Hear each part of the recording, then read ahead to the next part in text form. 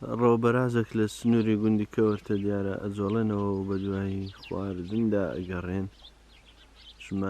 بەهۆی زستانێکی سەخت و هاتنی بەفرێکی زۆر لە چیاکانی باڵەکایەتی بەشێک لە ئاژەڵە کێویەکان ڕوو لە نشێ و نزیک ئاوەدانی دەکەن بۆ بەدەستهێنانی خۆراک.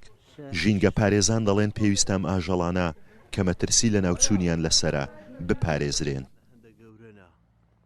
دوا بەدوای هاتنی ئەو بەفرە زۆرێک کە ڕووی لە ناوچەی کردی و لەو دەڤەرە کردووە بێگومان جارێک کرد ئەو ئاژەڵانە بێمیان وتەوە کە ئەوان هێشتا لەو ناوچە فریشتانەدا هەنا لەو شاخانەدا هەنا بەهۆی نەمانی سەچاو خۆراکیەکانیان و بەهۆی بەرزبوونەوەی ڕێژەیەکی زۆری بەفر لەو ناوچانەدا لە چ لە چیایی سەکران بیان هەڵگۆڕ بی لە هەردوو بەرەکانەوە ڕێژەیەکی زۆری ئاژەڵی کێوی ڕویان لە خوارەوە کردەوە بەرەو ڕووی دانیشتوانەوە دێن بە مەبەستی بە دوواگەڕانی خۆراک و سەچاوی خۆراکی ڕۆژانەیانە ئەوەی کە لەسەر ئێمە پێویستە وەکو ژنگە پارێزیان وەکو ئەو خەڵکانەی لەو دەبەرەدا هەنا ئەوەیەکەوە ئەگەر یارمەتیشیان نادەین لانیکەم بتوانین لیان بگەڕێن و مەترسیان لەسەر دروست نەکەین و یا بە هەر شێوەیەک بێ ڕاویان نەکەین.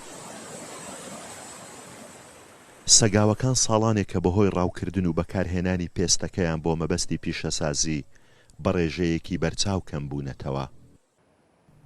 کەریم عەبدوڵڵا بە موبایلەکەی دیمەنی کۆمەڵێک سەگاو دەگرێت لە ڕووباری چۆمان. ئەو سەگاوانە بەڕاستی نزیکەی ماوەی 2 ساڵ دەبێ من هەست پێ دەکەم لەو ڕووبارەی کە تاک دەردەکەوتن، بەڵام بەو ژمارە بەو شێوەیە و بەو زۆریەی نەبوو. بەڵام سەگاو بەگشتی لە ساڵی نەوەتەوە ینی هەست پێکراوە لە ڕووبارەکانی بەگشتی لە منتقەی باڵەکایەتی.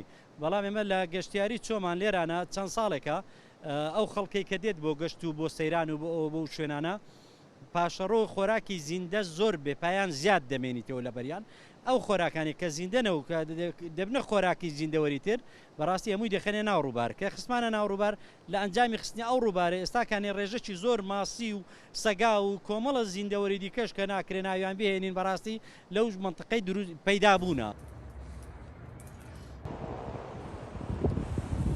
لە باڵەکایەتی چەندان شاخی بەرز و سەخت هەن.